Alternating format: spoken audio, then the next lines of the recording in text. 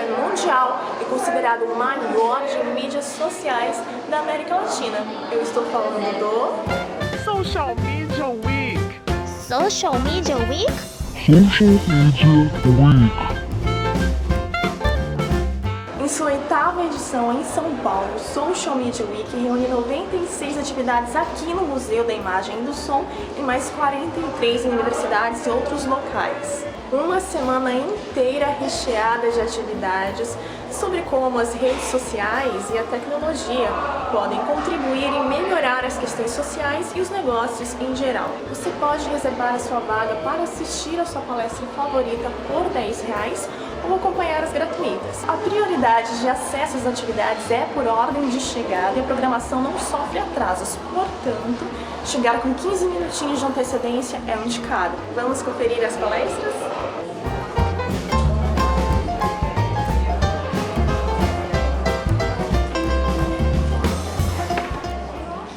Nem todos os conteúdos viralizam, certo? Alguns têm esse potencial e nem todos a gente espera que realmente viralizem, mas alguns assuntos costumam causar um assombro maior nas pessoas. Essa é uma das características dos conteúdos que têm potencial de viralizar, quando eles causam assombro. A primeira lição que a gente pode entender sobre produção de conteúdos é que o crescimento vem aos poucos, certo?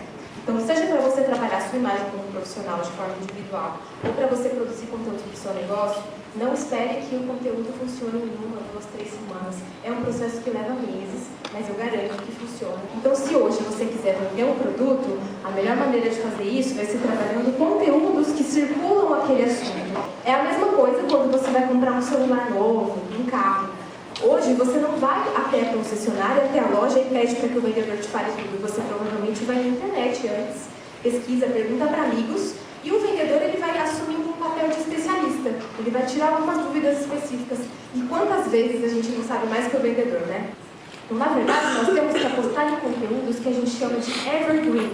Ou seja, são conteúdos que são bons o ano todo. Apostar em mais conteúdos desse tipo, que eu posso acessar em janeiro ou em julho, e ele continua relevante. Ele não é datado, ele não é pontual. Como é que as pessoas chegam ao meu conteúdo? A primeira forma de alguém chegar ao seu conteúdo é porque ela foi lá no Google e digitou um termo. Um termo qualquer. Se você tiver a sorte de você ter um conteúdo que tem um desses termos relacionados, você tem mais chance de aparecer na busca. Mas se você vai aparecer na primeira página ou na 10ª, é uma questão, né, são várias questões que o Google considera, como por exemplo a recência do conteúdo, a frequência, a experiência do usuário. Aliás, o Google tem investido muito em separar o joio do trigo, olhando para a experiência do usuário. Então, se o seu site é ruim de navegar, ele não está preparado para mobile, ele tem um monte de pop-up, ele tem links esquisitos, ou um monte de publicidade, o Google vai deixar você de fora cada vez mais. Uma outra maneira de aparecer é pagando, né? Você pode pagar um anúncio patrocinado no Facebook e esse conteúdo aparecer na timeline do público que você segmentou. Então, se você tem uma pesquisa legal, põe o link dela. Tá? Isso aumenta a credibilidade do seu conteúdo. Dizer quem é o autor também é muito legal, você humanizar a marca, né? Quando você está falando de um blog de empresa, por exemplo, só postar como empresa é ruim. Se você puder pegar alguém que trabalha na empresa para emprestar o nome dela para aquele conteúdo, as pessoas vão se identificar melhor. A gente sempre se pergunta se a gente poderia ir mais longe, se a gente poderia ter mais resultado com as redes sociais. E na maioria das vezes, sim. Na maioria das vezes está faltando um planejamento para a gente definir onde a gente quer chegar e o que a gente vai fazer para chegar lá. A gente tem que conhecer as redes sociais, a gente acha que a gente conhece, muitas vezes como usuário a gente não conhece, e uma rede social é muito diferente da outra, a gente deixa passar isso muitas vezes. A gente acha que todas são iguais, fica compartilhando de uma rede para outra. Vamos entrar então no nosso planejamento de redes sociais. Faça um benchmark, verifique tudo que pode ser interessante, tudo que é interessante, tudo que não é interessante. Lembrando, gente, dica número 1, que é interessante para o teu cliente, para a tua persona, não para você, tá? Isso é bem importante. Tendências, os influenciadores nessa área que você vai atuar, ameaças e oportunidades. Muito de olho no comportamento, muito de olho nas tendências. Nossa, eu adoro Instagram. E eu adoro Instagram, eu quero estar no Instagram. Mas eu descubro que 60% do meu público são muito mais ativos no YouTube. E não no Instagram. Putz, mas eu gosto tanto mais de foto. Bom, querido, ou você muda de empresa, de negócio, ou você fica feliz em atingir um nicho muito menor. Então, em qual rede social a minha empresa tem que estar presente? Qual rede social vai me dar mais retorno? Porque, galera, número de curtida não significa conversão.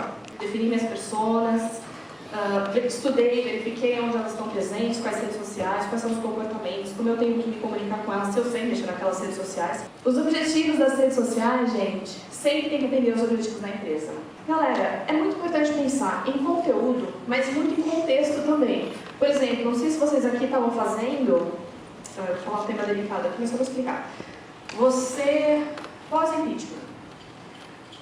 Você tinha campanhas rolando no Facebook. No dia seguinte, o Facebook está bombando. Gente contra, gente a favor, gente contra, gente a favor. A tua campanha vai aparecer? Muito provavelmente não. Final das Olimpíadas. Dia seguinte que a gente ganhou da Alemanha. O contexto é muito importante, tá? Quem trabalha com redes sociais tem que ficar super atento ao contexto. O contexto é tão importante quanto o conteúdo. Crie muitas conexões. Crie não só o senso de comunidade, mas crie comunidades com o teu público. Eu dei de presente para você, entre uma mostra de planejamento, de conteúdo, porque se você está fazendo todo o plano de ação, você tem que fazer o plano de conteúdo, certo? Esse daqui é bem básico, na verdade minha tabela é muito maior, mas ó, mês, dia, semana, qual é a hora, qual é a rede social, qual que é o texto, qual que é a imagem, fiz todo o planejamento, né? Aí você para aqui e não adiantou em nada. Exemplo, vamos lembrar que conteúdo não é só texto. Vamos começar por aí. A gente está falando de texto, imagem, vídeo.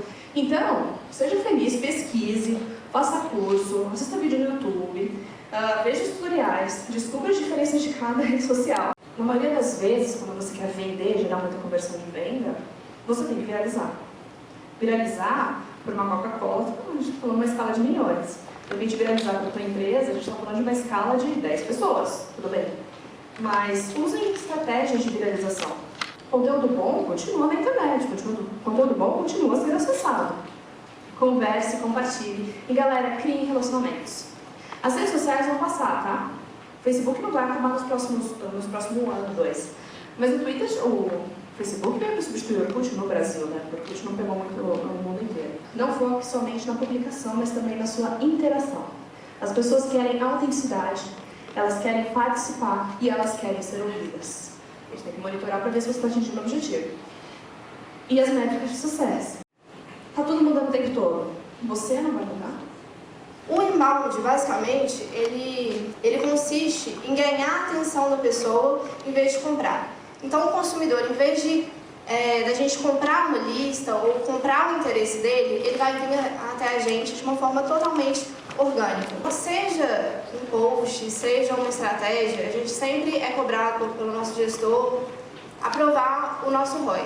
Então, o quanto aquele post que a gente fez nas redes sociais realmente deu um retorno em vendas e em conteúdo também. Através de conteúdo de qualidade, conteúdo relevante para ele vai encontrar a gente nas redes sociais, na internet. Então, conteúdo, SEO, automação de marketing, mídia paga, e-mail marketing e as redes sociais. A jornada do consumidor, basicamente, são 4 passos: conhecimento, consideração, avaliação e compra.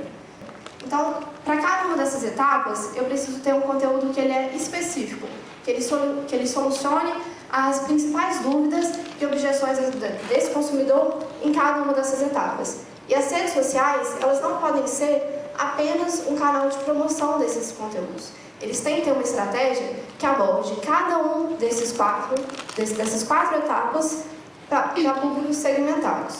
O inbound, ele consiste em atrair um desconhecido, ou seja, uma pessoa que você não tem nenhum dado sobre ele, você não sabe o e-mail dele, você não sabe o nome dele, você não sabe a principal objeção dele, em um cliente.